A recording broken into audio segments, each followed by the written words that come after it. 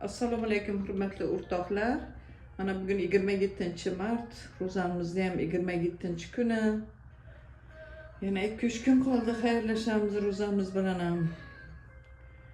Sizlarga aytgan edim, bir patsiyentim ikkita prorokning hayoti, payg'ambarimizning hayoti haqida ikkita kitob nima qilgandi. Kecha men ham Garkovskiy mechitimizga borib, mechitga podarka qilib keldimda, o'sha 2 tom kitobni.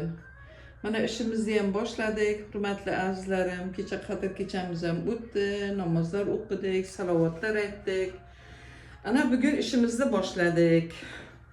İşimiz yana shu nimadagi allergik dermatit bilan kelgan patsiyentimiz. Miralijon, mana bugun 3-kapelnitsami, Mirali? 3-si bugun. Qichish nimalar bezovtalik yo'qmi? Zo'r. Молодец. Ertaga sizlarga nimani tashlayman, xudo xolasa, rasmlarini.